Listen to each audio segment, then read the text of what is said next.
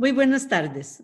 De nuevo, un privilegio estar con ustedes y muy contenta el día de hoy de poder contar con uno de mis grandes amigos, además uno de los grandes académicos e intelectuales de nuestra querida Centroamérica, don Rolando Castillo Quintana, quien tiene un doctorado en economía y es además sociólogo. Y con él vamos a hablar de lo que está sucediendo en Guatemala. Es totalmente inédito que un vicepresidente le pida la renuncia al presidente y ponga su renuncia al mismo tiempo.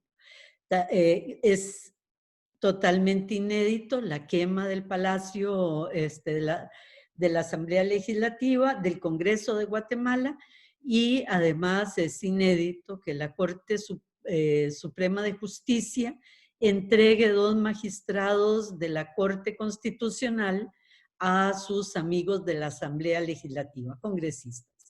Bueno, Guatemala está en crisis y Guatemala ha estado en las calles estos días anteriores para saber las razones y para además discutir no solo las razones, el porqué de esto, sino qué podemos esperar.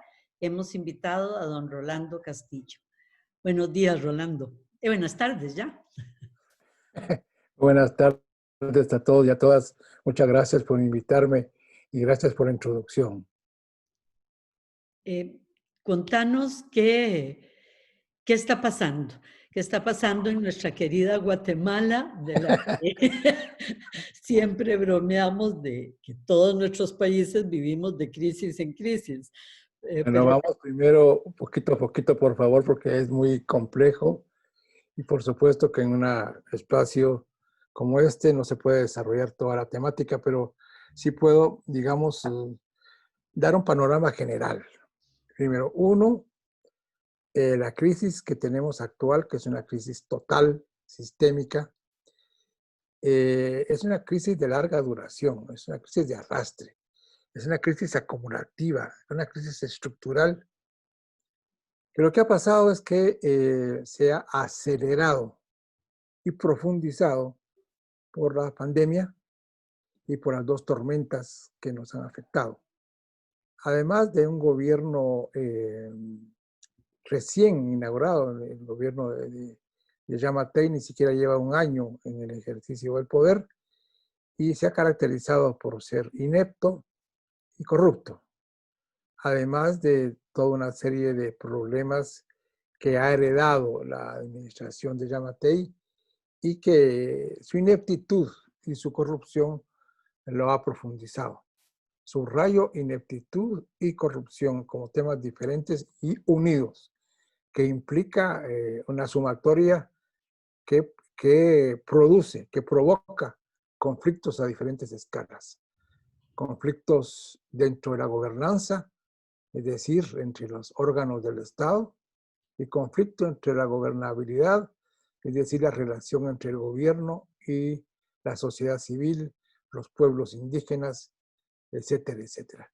Esto pues nos produce el hecho de unas manifestaciones que tenemos el derecho ciudadano a manifestarnos y con una experiencia en el imaginario político de los guatemaltecos y las guatemaltecas del triunfo del año 2015. Es decir, hay una diferencia entre la manifestación del 2015 al 2020 y una de ellas es que tenemos más experiencia. Las nuevas generaciones en Guatemala se están entrenando en la lucha por la democracia y los derechos humanos en este país. Eso es un primer nivel. En relación al tema del presidente y el vicepresidente, pasa algo inédito en Guatemala. Y es que el presidente de Guatemala vicepresidente de Guatemala, tiene mucho poder, de acuerdo con la Constitución de la República. Es él quien organiza los gabinetes de gobierno y es él quien, al final de cuentas, maneja el aparato del Estado. Es un primer ministro Un o primer un ministro de la presidencia con mucha fuerza. Con mucha fuerza. Esto fue de las partes importantes de la Constitución de 1985, que da poder a ese nivel al vicepresidente. Entonces, lo que ha sucedido en este gobierno es que se crea una institución ad hoc, no institución, no sé cómo llamarlo, algo que ellos llaman centro de gobierno. Institución paralela. Pongamos una institución paralela, un centro de gobierno alrededor del presidente que usurpa las funciones de la vicepresidencia de la República. Ese es un nivel institucional. Y además está quien dirige el centro de gobierno, es un señor de 30 años, con muy poca experiencia y es el amigo íntimo del señor presidente de la República. Esta característica es inédita en Guatemala, dado de que en un país profundamente conservador y con algunas fuertes agrupaciones religiosas ultraconservadoras, de alianzas evangélicas, de neopentecostales, de fundamentalismo de toda especie. Yo creo que Guatemala tiene el mercado de almas más importante, tal vez, de América Latina. Y está sustituido por un amigo íntimo, sin experiencia, inepto, que le usurpa, insisto, las funciones del vicepresidente. Entonces el vicepresidente se ve claramente desplazado. Es un primer punto. Segundo punto, que el vicepresidente representa otros intereses distintos a los del presidente. Entonces ese desplazamiento es de ese tipo, digamos.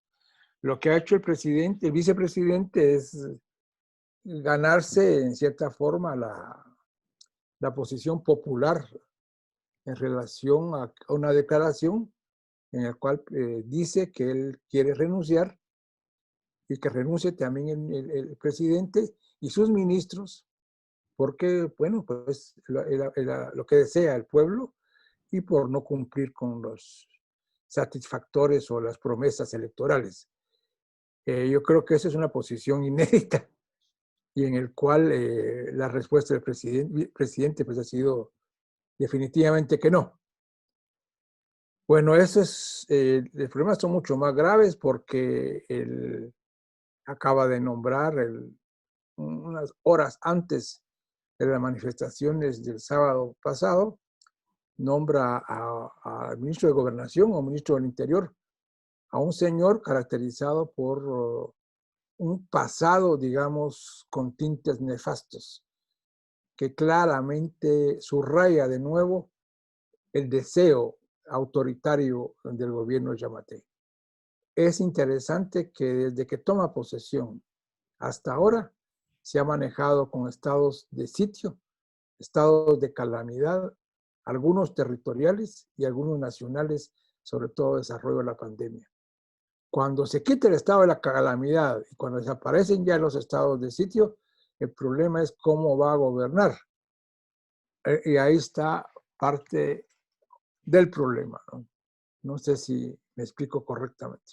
Sí, él además se le acusa en las manifestaciones pacíficas, separémoslas de la quema del palacio, se le acusa de haber reprimido con una fuerza que tenía ya algunas décadas de fuerza policial y del ejército, que tenía décadas de no usarse en Guatemala, ¿verdad? O sea, Al respecto, vamos a aclarar dos cosas distintas.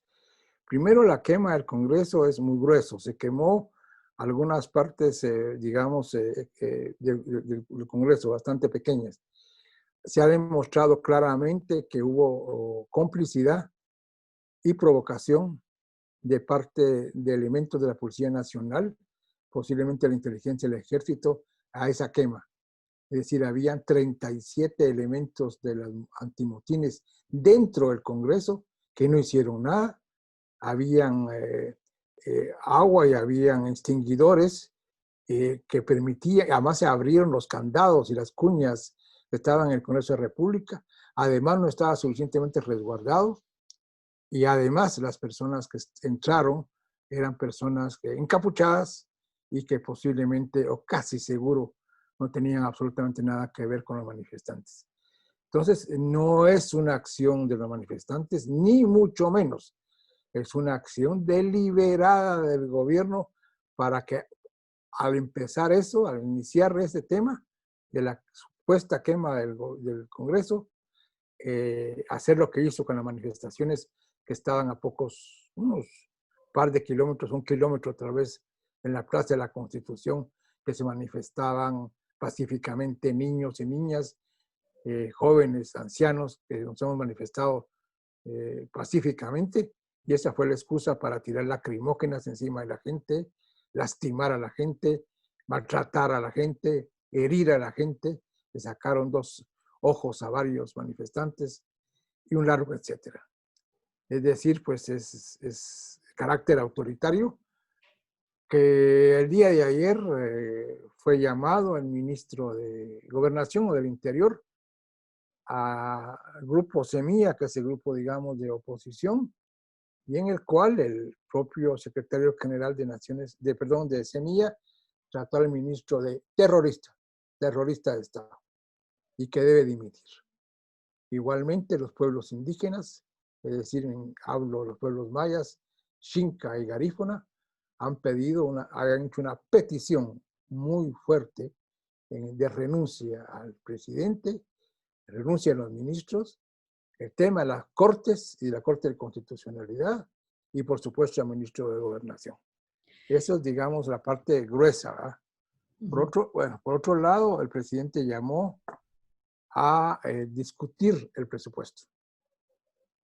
Discutir el presupuesto, de repente cambia de agenda sin consultar a los participantes, y eso permite la retirada de tanques de pensamiento con mucho prestigio que habían sido invitados a una discusión técnica del presupuesto, no una discusión política del presupuesto. Así es INSEFI, que es muy conocido, además de las cooperativas, dejan el diálogo, quedándose los empresarios y las entidades religiosas. Es decir, entonces, ¿de qué se trata esto? Y se ha quedado en un impasse. Por otro lado, él ha dicho claramente que el Congreso, perdón, que el presupuesto del año 2020 no va a ser aprobado. Rolando, antes de seguir en eso, esa línea, porque es lo que está pasando ahora. Hablemos del presupuesto que desató, que fue, digamos, la gota que lanzó la gente a la calle. O sea, que fue presentado a la Asamblea Legislativa y sin que hubiera tiempo para que los congresistas lo estudiaran, fue aprobado. O sea, con esos apruebes nocturnos que se dan a veces en nuestros países, sin discusión del mismo. Hablemos de ese presupuesto. O sea, ¿qué contenía que ha producido tanta ira popular?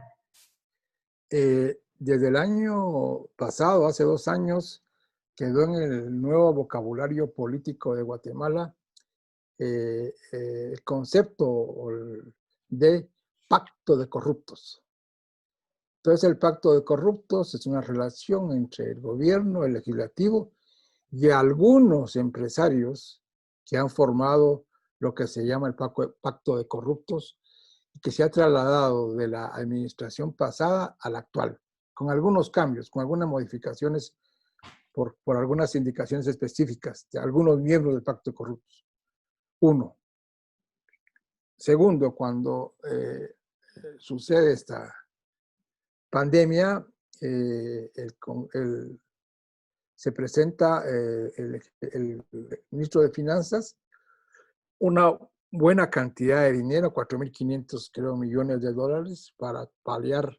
Las cifras me pueden variar, que no las tengo muy claras, pero una suficiente cantidad para el tema de la pandemia, es decir, para apoyar a la gente más pobre, a las empresas, a las microempresas, el bono familiar, el tema de nutrición, etcétera, etcétera.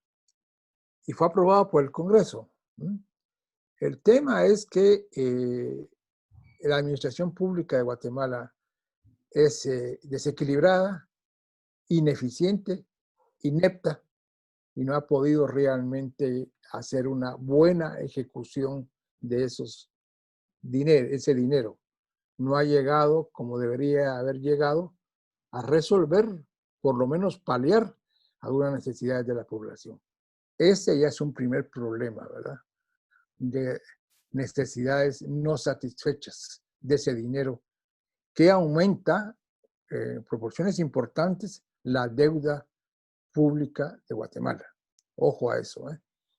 Es decir, hay que recordar que Guatemala tiene una deuda pública en relación al Producto Interno Bruto considerada baja y muy suficientemente manejable. No es manejable si compara la deuda con la tributación.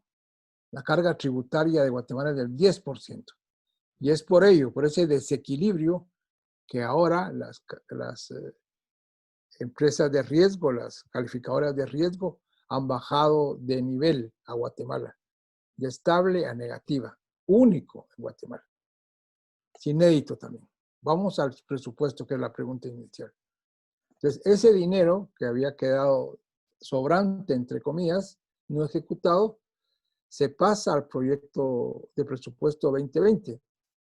Y bueno, tiene una composición en el cual el 20% del presupuesto se va a lo que llaman ellos reactivación, y es fundamentalmente inversión en infraestructura. El problema ahí es doble. Primero, acaba de aparecer en una casa residencial en la antigua de Guatemala unas maletas de aproximadamente 122 millones de quetzales que estaban en 20 maletas que Son estaban como 2 millones y algo de dólares. son como 14 millones de dólares. 14 millones, por Dios. Entonces el tema es que se consideraba que ese dinero estaba guardado para ser lavado inmediatamente. Dada la ineptitud aún para robar de esta gente, tenía unas etiquetas de viaje del ministro de Comunicaciones del año pasado. El señor, si no puedo llamarlo señor, un individuo llamado Benito. Es decir, que alrededor de esos 122 millones, que es la prueba mayor, clara y definitiva de una pequeña parte de la corrupción de Guatemala. Pero si miramos más para atrás, el ministro de Comunicaciones de administraciones anteriores, Pérez Molina y llamado Alejandro Sinibaldi, ha sido detenido en Italia y por supuesto que los niveles de corrupción en este nivel son mucho, mucho más grandes. Si hacemos la historia de todos los ministros de comunicaciones desde el año 1996 al año 2020, te encontrás que todos tienen las mismas características. Porque es un ministerio que tiene bastante dinero. Y las construcciones, los bienes públicos e infraestructura, es la mejor forma de ser corrupto, ¿me explico? Y la mejor forma de lavar dinero, es clásico en todo el mundo. En este caso se dio una Para buena... nuestros oyentes que les puede confundir lo de ministro de Comunicaciones, vendría a ser como el ministro de Transportes nuestro, ¿verdad? Sí, de infraestructura, digamos. Infraestructura, exactamente. Tenemos un ministerio de comunicaciones, pero es la prensa, el manejo Sí. de la... Sí, perdóname, sí, tenía que haberlo dicho. Sí, el ministro de Comunicaciones y Transporte, digamos, todo unido. Digamos, de infraestructura, ¿de acuerdo? Caminos, transporte, etcétera, etcétera. Ese es el ministro. Tiene un nombre rarísimo de comunicación, no sé por qué. Entonces, siguiendo con esto, dentro del presupuesto quedan casi definidas a qué empresas van a ir estos contratos de infraestructura. O sea, casi señalando hacia dónde van a ir En el presupuesto en el nacional. presupuesto nacional. Muy No, bien. no casi, sino cuasi. Cuasi colocados nombres y señales. ¿Por qué? Porque son las constructoras de ellos. ¿Me explico? Por ejemplo, la alianza público-privada no fue aprobada por el Congreso, para para la infraestructura, la reactivación económica que ellos llaman, y pues queda señalado, ¿verdad?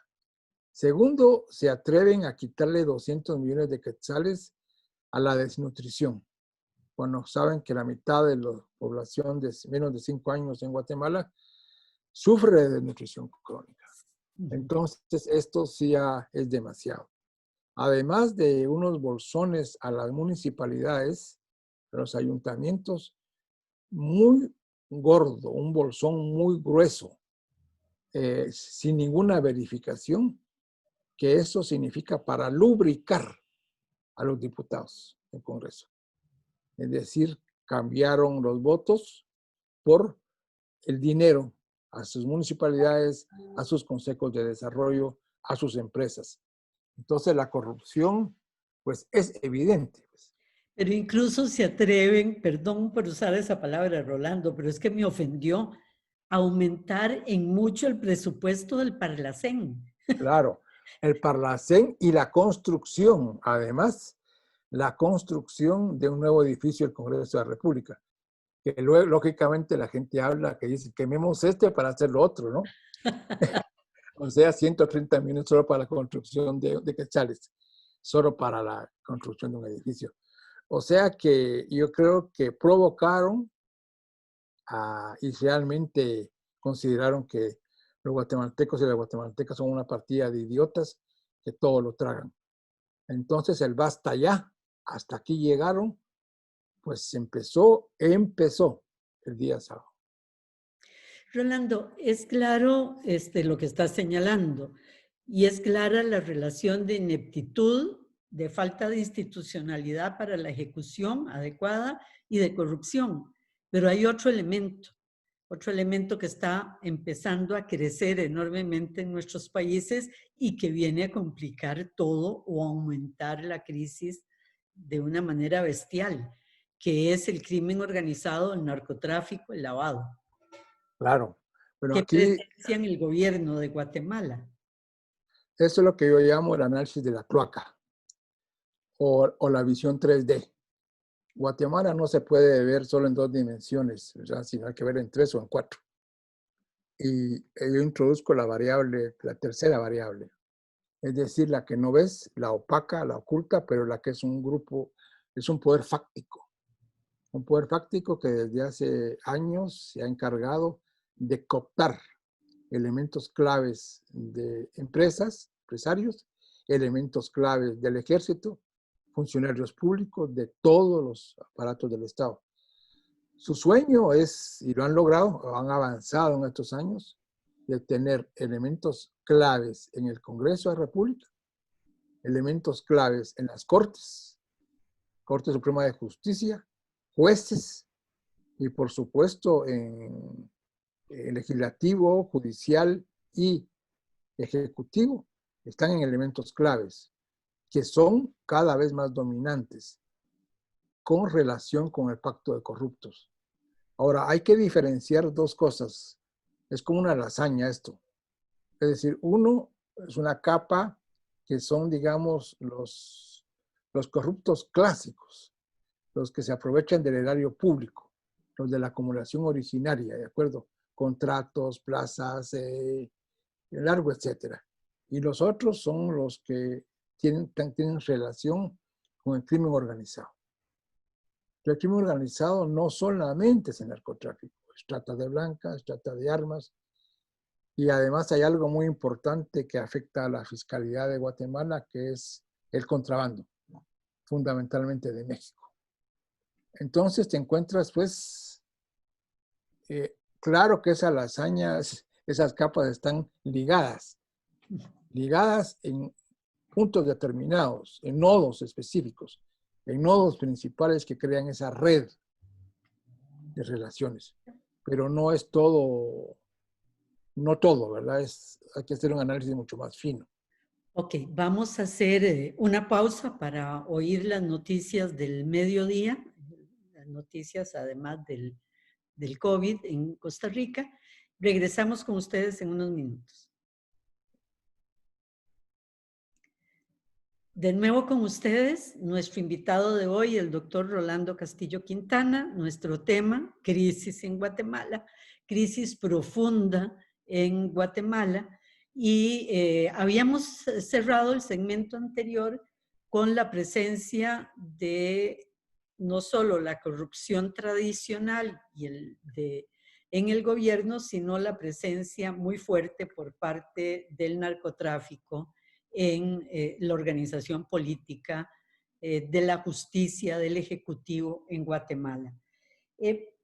Ya que usamos la palabra justicia, Rolando, ¿qué está pasando en el aparato judicial?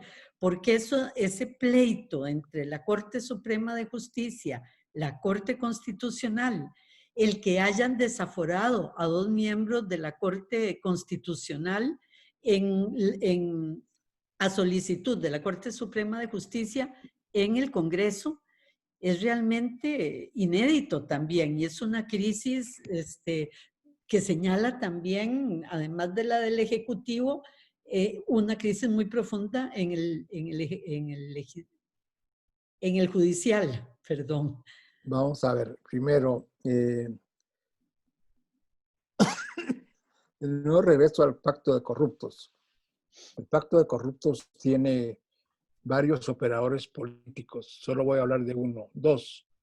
Uno es un individuo llamado Gustavo Alejos, que fue secretario privado de la administración de Álvaro Colón, caracterizada por su corrupción.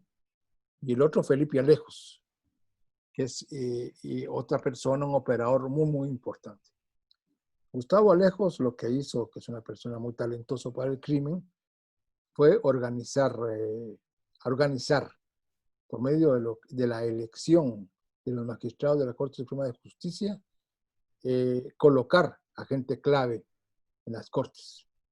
Entonces, un porcentaje importante de la Corte Suprema de Justicia y la Corte de Apelaciones ha sido durante estos años producto de las negociaciones de Alejos, de Gustavo Alejos. Él es un operador, hay varios, pero él es el más importante, o fue el más importante. Entonces, la actual Corte Suprema de Justicia es producto de eso. ¿Me explico? De una negociación ad hoc y una compra definida de los magistrados, tanto de la Corte Suprema de Justicia como de la Corte de Apelaciones. Muy importante eso.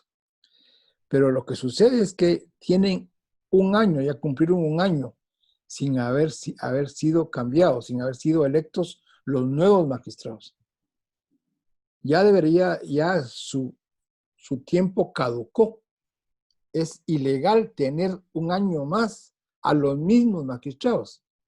De la época de Colón. Claro, de anterior. Es decir, eso es impresionante. El Congreso no elige, no permite hasta el momento la elección de los nuevos magistrados, por una razón fundamental. En abril del próximo año, de abril 2021, se elegirán los miembros de la Corte de Constitucionalidad. Esta Corte es fundamental en el Estado de Derecho de Guatemala y ha sido fundamental en el Estado de Derecho de Guatemala. Esta Corte se ha opuesto en algunos casos a muchos de las corruptelas y a muchos de los problemas serios del país, con muchos errores o con muchas, lo que es muy polémico sus planteamientos, pero yo creo que en democracia uno no puede dudar de lo que dice la Corte de Constitucionalidad, sino cumplirlos. Eso es parte del Estado de Derecho y la ley. Nadie por encima de la ley, punto. Y entonces lo que quieren ellos es que la elección de magistrados a la Corte Suprema de Justicia y a la Sala de Apelaciones se haga en conjunto con la Corte de Constitucionalidad, porque lo que quieren es tener el paquete completo, es decir, el paquete completo de la instancia más importante del país, que es la Corte de Constitucionalidad. Su sueño es controlar los organismos del Estado, ejecutivo, legislativo y judicial, más la Corte de Constitucionalidad. Ya tienen cierto control sobre el Ministerio Público, por ejemplo. Entonces, hacia eso van, ese es su sueño favorito. Claro que tienen algunas dificultades importantes, pero el presupuesto iba encaminado hacia eso, ¿no? Hacer realidad ese tipo de cosas y que pueda elegirse en este Congreso pues los magistrados ad hoc que permitan la corrupción y todo lo demás. Es Ahora interesante. Perdón. perdona, ahora lo más interesante, y aquí es el tema político más importante, es que en el presupuesto del 2021 estaba el lubricante para los diputados. Y sin lubricante los corruptos no funcionan. Es decir, que va a haber fricción entre ellos, porque ¿quién les va a lubricar? No vas a decir que la democracia, no vas a decir que el Estado de Derecho o el bienestar de los guatemaltecos o las guatemaltecas. Eso es ridículo. Entonces empieza a fraccionarse, empieza a desvincularse, que si no hay dinero, pues entonces el presidente Yamatei está con una gran incógnita, ¿verdad? Es por eso, por esta lubricación que decís vos, que la mayoría de alcaldes de Guatemala están pidiendo la renuncia del vicepresidente solo. Claro. Y lo otro interesante es cómo en Centroamérica la Corte Constitucional o las salas constitucionales han venido a ser un pequeño faro de luz en medio de muchas de las corrupciones del sistema judicial, igual que en Guatemala, especialmente en El Salvador. Rolando, desviándonos un poquito, ¿cómo ha empezado a manejar la crisis este gobierno? Ahora sí, en lo que estabas hablando, el gobierno llamó a algunas organizaciones muy respetables y reconocidas, muchas más tecnocráticas, como así es Fundesa, CIEM, Matal, ¿verdad? Y también llamó a la OEA. O sea, ¿qué buscaba con eso el gobierno y qué ha pasado con esas convocatorias al estudio y al debate que hizo el presidente Yamatei? Si él, tratando de ganar tiempo, ha llamado a un diálogo. El diálogo por sí mismo es correcto. El problema es cómo se hace y en qué sentido va dirigido. Un diálogo para discutir el presupuesto, en el cual llamó a todas las entidades que tú has mencionado y en el cual en menos de muy poco tiempo, en 1 hora, 2 horas, los tanques de pensamiento más importantes del país, ASIES y CEFI, y las cooperativas de Guatemala se retiraron porque el gobierno colocó a los empresarios y a las entidades religiosas en la misma discusión, cuando se había llamado una discusión técnica sobre el presupuesto, no una discusión política y religiosa. Entonces se quedaron sin los tanques de pensamiento. Al día de hoy se reiniciará con otras propuestas. Si no hay cambios sustantivos, ¿me explico? Pues entonces el problema está ahí. En Guatemala el presupuesto es una parte del problema, es una consecuencia del problema, no es las causas del problema. Entonces yo creo que muchos de los guatemaltecos y las guatemaltecas no nos engañamos respecto a esto. El otro fue llamar, en mi opinión, exageradamente a la OEA, llamando a que había posibilidades de un golpe de Estado. Es tan ridículo que desde cuando el pueblo de Guatemala, sus organizaciones producen golpes de Estado. Solo hay que recordarle que en la Constitución el soberano es el pueblo. Es totalmente fuera de lugar. No tiene sentido constitucional. Al parecer Almagro ha aceptado, pero ha llamado a un comité para que evalúe digamos, la propuesta del presidente guatemalteco y si se adecua, me explico, a este tipo de cosas, o si puede organizar la OEA un diálogo. El problema es que la OEA arrastra una falta de credibilidad mayor. Sí. Entonces, a la falta de credibilidad del gobierno, de la falta de credibilidad de las instituciones, le agrega la falta de credibilidad de la OEA, pues es que, mira, como que no tiene mucho sentido este tipo de cosas. Ahora va a Perdón, avanzar, ya luego en estos días va a avanzar el tema del presupuesto, ya definitivamente el presupuesto que estaba programado como tal no va a ser así, se seguirá con el anterior con modificaciones. En esto sí hay de acuerdo. eh, ya dijiste, ya nos ubicaste muy bien en la crisis actual como las razones de la crisis actual. También señalaste cómo esto era estructural y venía dando seguimiento a un estallido que hubo en el 2015 por la democracia y los derechos humanos en Guatemala, que fue como la primavera guatemalteca. Fue por primera vez en mucho tiempo que se lanzó el pueblo como uno solo en defensa de la democracia en Guatemala. Ahora entrémosle a ese otro factor, a la organización social, o a la ciudadanía guatemalteca, o a las distintas organizaciones que se han lanzado en defensa de la honestidad y de la democracia en Guatemala. Háblanos qué está pasando en el pueblo guatemalteco.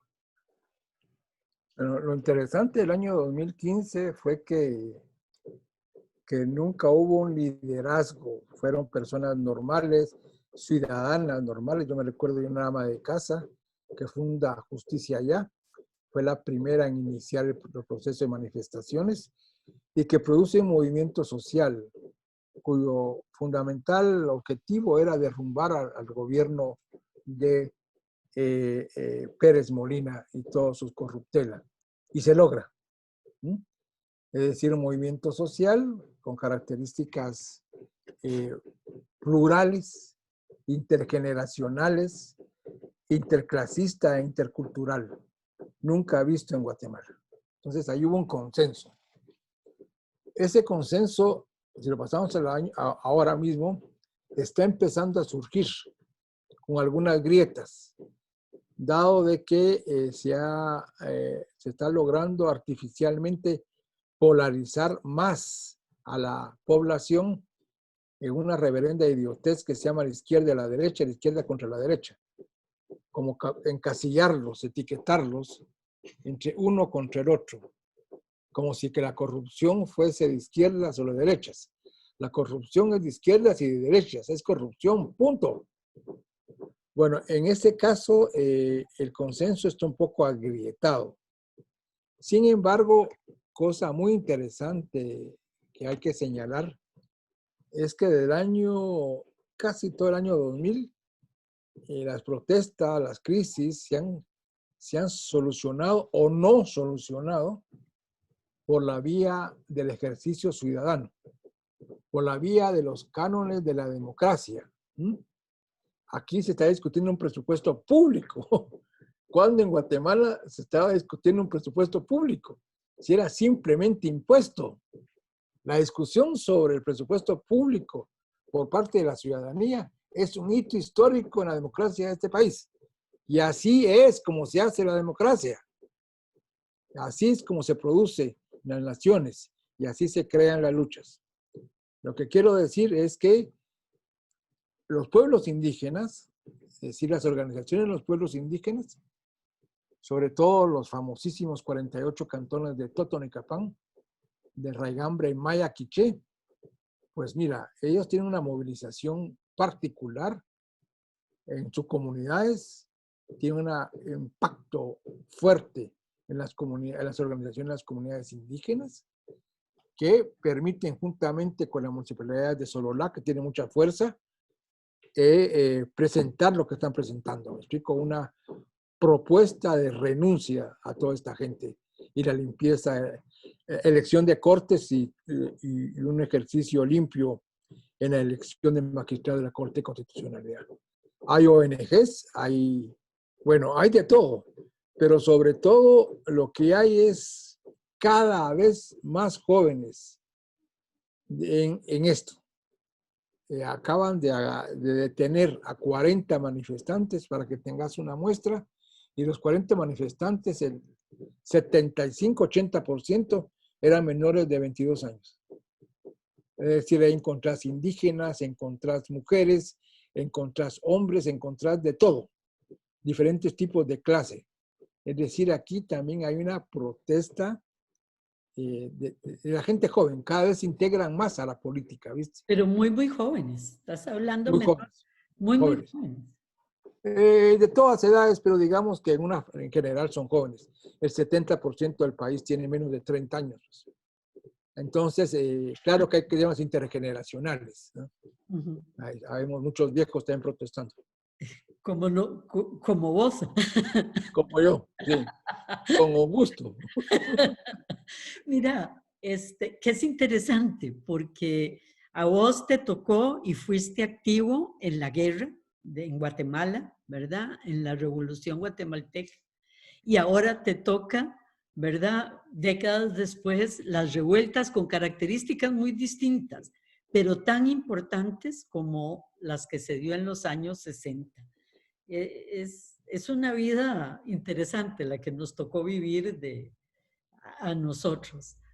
Eh, Nombraste a los garífonas, Rolando. Sí, Me impresionó que los nombraras porque claro, ¿por qué? eran tan ausentes de la vida guatemalteca que hicieras referencia a ellos. ¿Están presentes en esto? Claro, mira, los garífonas son un pueblo reconocido con los acuerdos de paz como pueblo indígena. Tienen organizaciones muy importantes. En Guatemala la población garífona es relativamente pequeña. Recuérdate que la mayor cantidad de gente de garífona en Centroamérica está en Honduras y en Nicaragua y sobre todo en Nueva York. Sí. Es la población afrodescendiente. Eso para los Así es. costarricenses que no No, hay una manejan diferencia. el Hay una término. diferencia entre afrodescendientes y garífonas. Perdóname. Es que los afrodescendientes, si son sobre todo en América Central, son descendientes de esclavos. Los garífonas no. Los garífonas vienen de una mezcla de una isla del Caribe, de San Vicente, mezclado después con africanos en otras islas y que crean la entidad garífona. Entonces la entidad garífona propiamente tiene que ver con lo afro, pero no es directamente afrodescendiente. En El Salvador, por ejemplo, los afrodescendientes son, El Salvador como es una sociedad racista, no reconocen que tengan ni negros, ni indios, ni indígenas.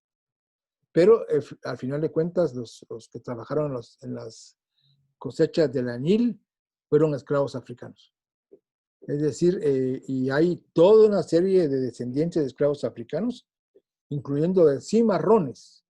Los cimarrones son aquellos que huyeron de la explotación esclavista y que crearon comunidades propias en Nicaragua, en Honduras, Guatemala y El Salvador.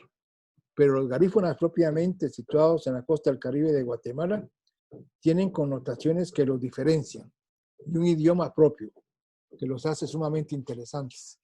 Hay otro pueblo indígena muy importante que es Xinca, que no es descendiente de los mayas, ¿eh? Es un descendiente no maya, que está antes de la colonia en Guatemala. Pues Y, es minoritario, y con pequeño. raíces, los Xinca con raíces ¿de cuáles otros pueblos indígenas? Los pueblos pipiles, Chile. los pueblos posiblemente de origen mexicano, Ujú. bueno, en el México actual, ¿verdad tú? Pero no directamente ligados a los mayas.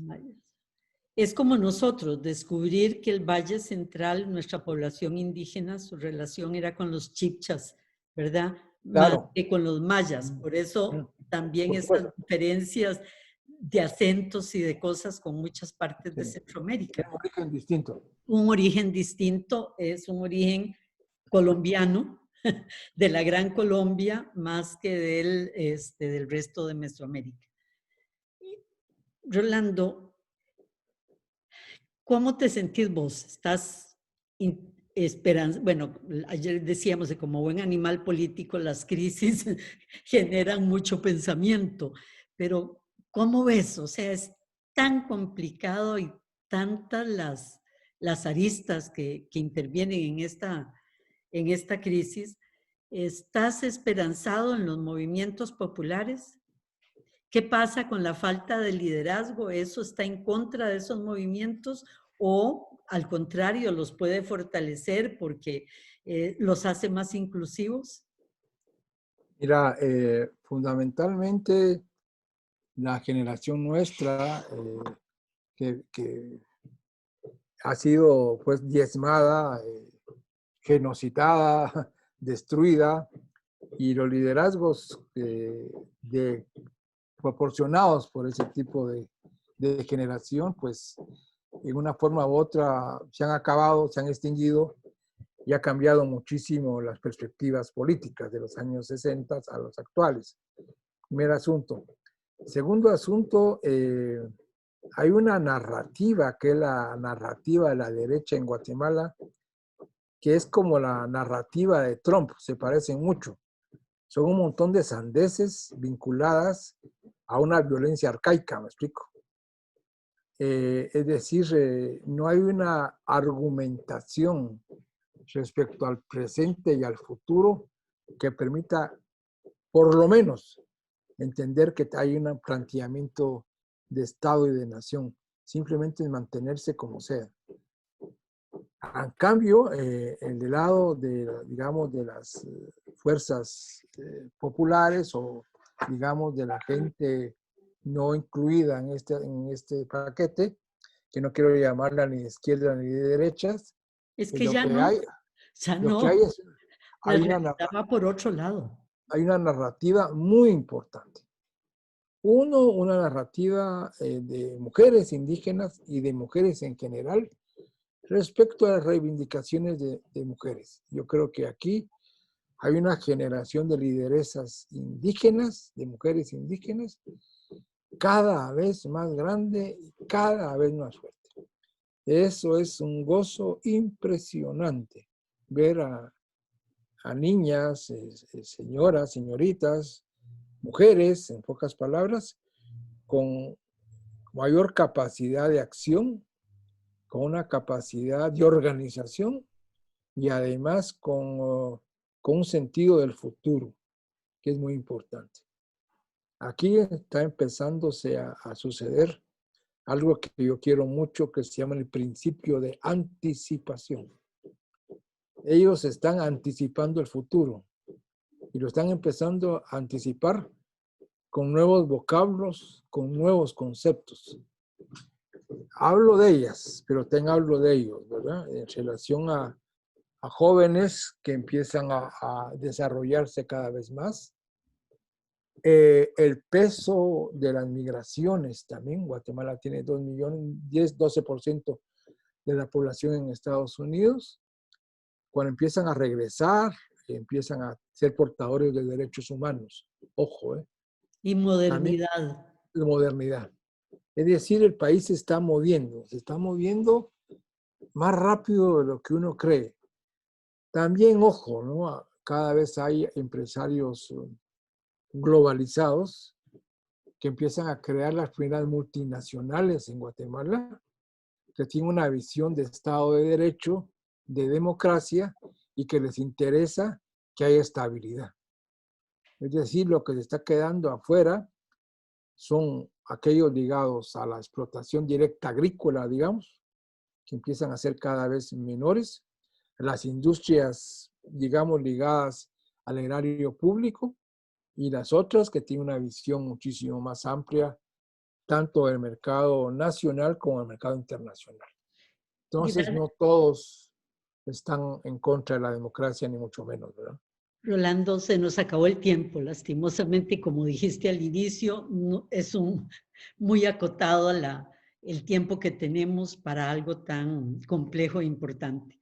Pero mil gracias por Muchísimas gracias. recibirnos y por compartir con los ticos la realidad, lo que está pasando en la querida Guatemala. Saludos a mi Costa Rica querida, solo para decirles que la próxima semana tendré una conferencia sobre el bicentenario de la independencia de Guatemala y hablaré con claridad de alguien que es héroe de México y de Centroamérica, que se llama don Florencio Castillo, Ah, de Cartago y después Josefino. así es. Entonces, mi homenaje a Costa Rica por medio de don Florencio Castillo. Muchas gracias, Rolando. A todos ustedes, muy buenas tardes. Hasta luego.